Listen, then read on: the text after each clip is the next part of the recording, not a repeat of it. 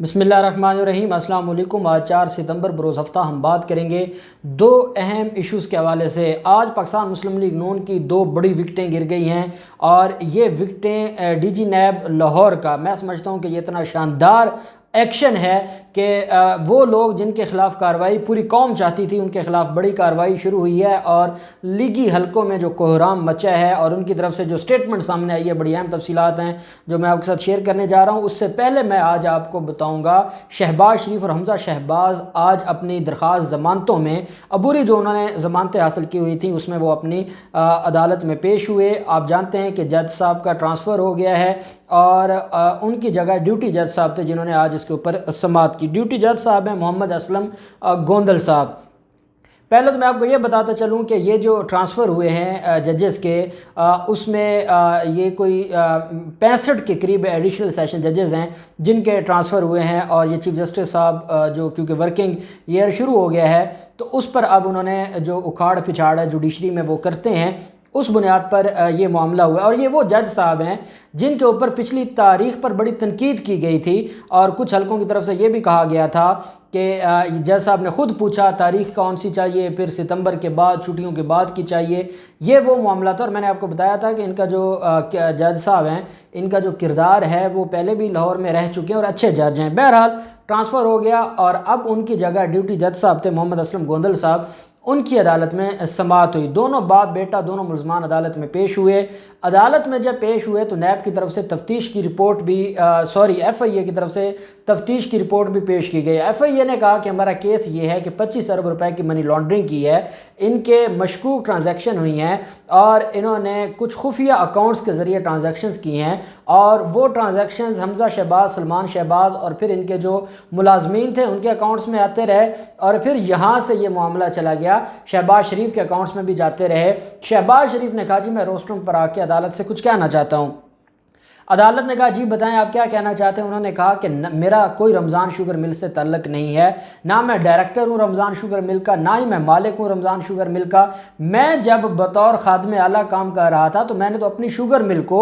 अपने बेटों की शुगर मिल को इतना नुकसान दिया और मैंने तो अवाम के लिए पॉलिसीज़ बनाई, मैंने अवाम का ख्याल रखा, मैंने अपने लिए कुछ नहीं किया, मैं तो दूध का धुला हुआ हूँ। अदालत ने सवाल किया आपके ख़िलाफ़ ये केस क्या है। उन्होंने कहा जी मेरे ख़िलाफ़ इसी तरह का केस एक नैब में मनी लॉन्ड्रिंग का भी चल रहा है। उस पर तफ्तीशी अफसर ने कहा जनाब ये दो चीज़ों को मिक्स कर रहे हैं, ये चीनी स्कैंडल केस है। चीनी स्कैंडल केस में जो हमने तहकीक और इंक्वायरी की थी उसमें शुगर मिल्स के नाम पर इन्होंने इतना बड़ा फ्रॉड किया और ये कॉर्पोरेट फ्रॉड है जिसका इनके खिलाफ मुकदमा दर्ज हुआ है। वहाँ इनके खिलाफ आमदन से ज़ायद असासाजात का केस है और उसमें एक शिक है मनी लॉन्ड्रिंग। यहाँ पर हम देख रहे हैं जो चीनी स्कैंडल है उसको, शुगर स्कैंडल को, और उसमें जो कॉर्पोरेट फ्रॉड है क्योंकि वो FIA का जो है वो दायरा इख्तियार है, FIA सिर्फ उस हद तक देख रहा है। और जो नैब के पास केस है वो टोटो है, उसमें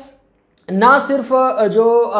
आमदन से ज़ायद असासाजात का केस है, ना सिर्फ इनकी जायदादें हैं, नुसरत शहबाज की जायदादें हैं, इनके बच्चों की जायदादें हैं और उसमें एक शिक है मनी लॉन्ड्रिंग की भी। और ये उसकी बुनियाद पर कहते हैं कि नहीं हमारे ख़िलाफ़ ये क्यों हो रहा है, तो वो अलग फोरम है, ये अलग फोरम है, ये अलग जुरिस्डिक्शन है, वो अलग जुरिस्डिक्शन है। अदालत ने शहबाज शरीफ से कहा कि अगर आपको कोई मसला है, आप ये समझते हैं 2 माह से ये केस चल रहा है, अगर आप समझते हैं कि ये FIR गलत हुई है तो आप जाएँ हायर फोरम पर और वहाँ जाके आप कोई केस दायर करें या कोई रिट फाइल करें। आप अदालत में आके हमें क्यों कहानियाँ सुनाते हैं। जिस पर शहबाज शरीफ ने बताया कि रिट फाइल हम कल कर रहे हैं, हमने केस तैयार कर लिया है और उसके हिसाब से हम देखेंगे। तो अदालत ने कहा ठीक है आप अपना केस दायर करें, यहाँ आपका बेल का केस है, यहाँ अदालत आपका कोई केस डिस्चार्ज करने का केस नहीं है या कोई आपकी एक्यूटल की एप्लीकेशन नहीं है कि आपके खिलाफ केस बनता था या नहीं बनता था। यहाँ पे प्री अरेस्ट बेल है आपकी और अदालत उस हद तक ही सुनेगी जिस हद तक प्री अरेस्ट बेल का केस है। तो आप खामखा अदालत में वो बातें करना शुरू कर देते हैं जिनकी अदालत में कोई गुंजाइश नहीं है। साथ अदालत ने तफ्तीशी अफसर की भी क्लास लगाई। अदालत ने कहा ये बताएं रिपोर्ट किधर है। वो रिपोर्ट अदालत के सामने पेश की गई। अदालत ने कहा ये जो 2 माह से आप तफ्तीश कर रहे हैं, आपने 2 माह में 4 लाइनें ही लिखी हैं, कौन सी रिपोर्ट है आपकी, किधर है आपका केस, फाइल किधर है, रिकॉर्ड किधर है। जज साहब ने बरहमी का भी इजहार किया जिस पर तफ्तीशी अफसर ने कहा क्योंकि जज साहब जो इस केस के जज साहब थे वो मौजूद नहीं थे, ड्यूटी जज साहब ज़्यादा केस को डिस्कस नहीं करते, वो तो उनके सामने पेश किया जाता है, मुलज़मों की हाज़िरी लगती है, کیونکہ پری اریسٹ بیل ہے، پوسٹ اریسٹ بیل ہوتی تو ڈیوٹی جج صاحب اس کو سماعت کرتے اور اس کے اوپر فیصلہ بھی دیتے، وہ یہ ارجنٹ میٹر نہیں ہے، تو اس وجہ سے اس میں تاریخ ہی ہونی تھی، تو کیس کی جو فائل ہے وہ ہم لے کر نہیں ہے، تو عدالت نے اگلی تاریخ پر کہا کہ آپ کیس کی فائل بھی لے کر آئیں۔ ساتھ عدالت نے یہ کہا، حمزہ شہباز بھی بولنے لگے، حمزہ شہباز نے کہا کہ جناب جب میں جیل میں تھا تو جیل سے یہ میرے پاس 2 دفعہ ہے، مجھے شامل تفتیش کیا، انہوں نے مجھ سے جو انہوں نے پوچھنا تھا سارا کچھ پوچھا، اور پوچھنے کے بعد پھر یہ جو میرے خلاف کیس ہے انہوں نے بنایا۔ اگر انہوں نے مجھے گرفتار کرنا ہی تھا تو یہ جب میں جیل میں تھا تب میری گرفتاری کیوں نہیں کی گئی؟ میں جیل میں تھا، ایک کیس میں گرفتار تھا، یا دوسرے کیس میں بھی میری گرفتاری ڈال کے میرا ریمانڈ بھی لے سکتے تھے اور کام ختم ہو جاتا۔ اب جب میں ایک کیس سے جیل سے باہر آیا ہوں تو یہ دوسرے کیس میں مجھے جیل بھیجنا چاہتے ہیں، اب کیوں گرفتاری ضروری ہے؟ اس بات کی مجھے سمجھ نہیں آتی، اور یہ ہے میلافائڈ آن دی پارٹ آف کمپلینٹ یا پروسیکیوشن، یہ میلافائڈ ہے جس کی بنیاد پر ہم چاہتے ہیں کہ ہماری جو پری اریسٹ بیل ہے اس کو منظور کیا جائے۔ عدالت نے کہا آپ کی بات ہم جب آپ کے وکیل بحث کریں گے اور جب اس کے اوپر جج صاحب آ جائیں گے اور فائنل بحث ہوگی تو تب بھی اس معاملے کو دیکھیں گے۔ فی الحال عدالت نے 25 ستمبر کے لیے، آج تاریخ کیا ہے؟ آج 4 ستمبر ہے۔ میں آپ کو پہلے بتا چکا ہوں کہ میکسیمم 2 ہفتوں کی تاریخ ہوتی ہے، 15 دن کی تاریخ جو یہ کیسز ہیں بیل کے، پری اریسٹ بیل میں 10 سے 15 دن کی بڑی مشکل سے تاریخ دیتے ہیں، اور تاریخ جج دینے کو تیار نہیں ہوتا، چاہے وہ ڈیوٹی جج کیوں نہ ہو۔ یہ میں آپ کو روٹین کی بات بتا رہا ہوں۔ اب کیوں ان کو اتنا بڑا ریلیف دیا گیا اور 15 اور 6 ان کو 21-22 دن کی تاریخ ملی؟ کیونکہ وہ شہباز شریف ہیں، کسی عام آدمی کا کیس تو نہیں ہے۔ میں تو آپ کو پہلے بھی بتاتا رہتا ہوں،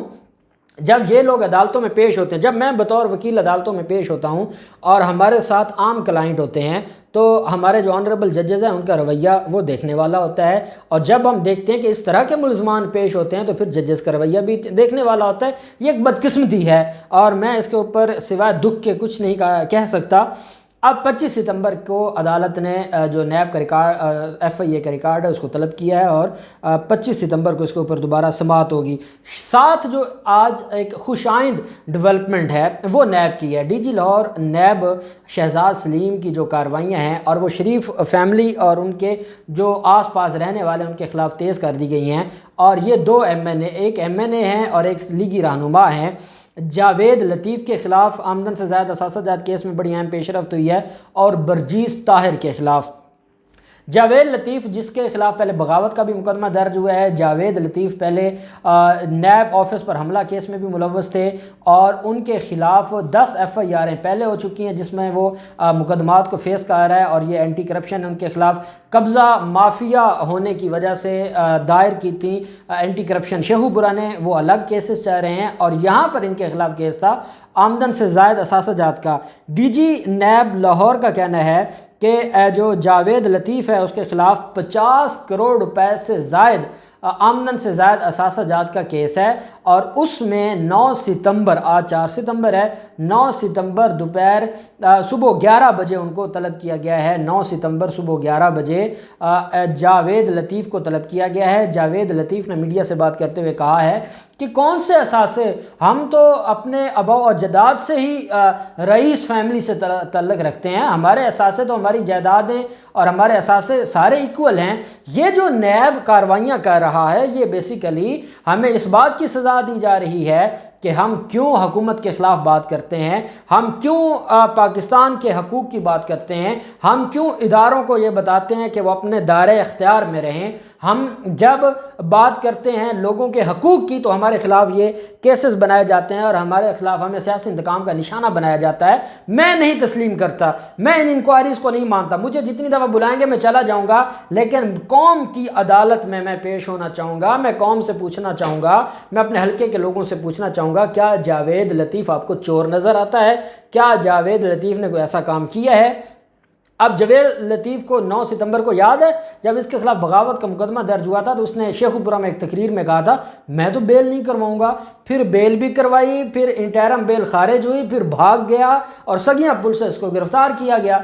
اب بھی وہ 9 ستمبر کو پیش ہونا پڑے گا، اور 9 ستمبر سے پہلے لاہور ہائی کورٹ ضمانت لینے بھی آپ جائیں گے، اور یہ بھی پتہ ہے کہ آپ کی ضمانت ہو جانی ہے، انٹرم آپ کو بیل مل جائے گی، اور اس کے بعد یہ کیس چلے گا۔ برجیس طاہر کا جو معاملہ ہے، برجیس طاہر کے خلاف 30 کروڑ روپے کے آمدن سے زائد اثاثہ جات کا کیس ہے، اور برجیس طاہر جو کہ پاکستان مسلم لیگ نون کے رہنما ہیں، ان کو 10 ستمبر کو طلب کیا ہے، اور جو ڈی جی نیب ہیں لاہور شہزاد سلیم، انہوں نے کہا ہے کہ آپ جو متعلقہ ڈاکومنٹس ہیں، ڈاکومنٹس کی لسٹ بھی بھیجی گئی ہے، وہ بھی سوال نامہ بھی بھیجا گیا، اور کہا ہے کہ اس کا کہ جواب دیں کہ آپ لوگ کیسے، آپ کی اوقات کیا تھی سیاست میں آنے سے پہلے، سیاست میں آ کے آپ نے جتنا کچھ چرایا، جتنا کچھ آپ نے ڈکیٹی کی، اس کا بھی جواب دیں، اور یہ بتائیں کہ آپ کے پاس اتنے خزانے آئے کہاں سے، کون سا ایسا آپ کے پاس اللہ دین کا چراغ تھا کہ آپ موٹر سائیکلوں پر آئے تھے، اور آج آپ کے پاس لگژری گاڑیاں ہیں، آج آپ کے بنگلے ہیں، پلاٹ ہیں، مارکیٹیں ہیں، دکانیں ہیں، یہ سارا کچھ کہاں سے آیا ہے، اس کا جواب طلب کر لیا۔ میں یہ سمجھتا ہوں کہ اگر ان لوگوں کے خلاف کارروائی ہوتی ہے اور ان کو قرار واقعی سزا ملتی ہے، میں قوم نیب سے بھی، ایف آئی اے آپ جانتے ہیں ایف آئی اے کی نالائکیاں دن بدن بڑھتی جا رہی ہیں، اور آج بھی جو شہباز شریف کے کیس میں بھی عدالت نے کہا بھی 2 ماہ میں آپ نے 4 لائنیں لکھی ہیں، تو ایف آئی اے جب تک ہمارے ان اداروں میں، یہ جو انویسٹیگیشن کے ادارے ہیں، ایف آئی اے ہے، نیب ہے، یہ لوگ پہلے سے بھرتی ہوئے ہیں اور وہ ہمارے سر پر بیٹھے ہیں، اور اس میں جو میرٹ تھا، آپ کو پتہ ہے شریف خاندان کیوں میرٹ کے اوپر لوگوں کو بھرتی کرتا، آج ان کو سمر بھی مل رہا ہے، لیکن میں نے اور آپ نے بطور پاکستانی ان معاملات کے اوپر بولتے رہنا ہے۔ انشاءاللہ وقت آئے گا کہ ان کے مردہ ضمیر جاگیں گے، یا قوم کے خوف سے یہ قانون کے مطابق کام کریں گے، اور جس نے ملک لوٹا ہے ان کو سزا ہوگی۔ ہم نا امید نہیں ہیں، نا امیدی کفر ہے، اور ہم امید میں ہیں کہ انشاءاللہ ہمارا ملک ریاست مدینہ بھی بنے گا اور ترقی بھی کرے گا۔ اللہ پاک پاکستان کا حامی و ناصر ہو۔ بہت شکریہ، اللہ حافظ، پاکستان زندہ باد۔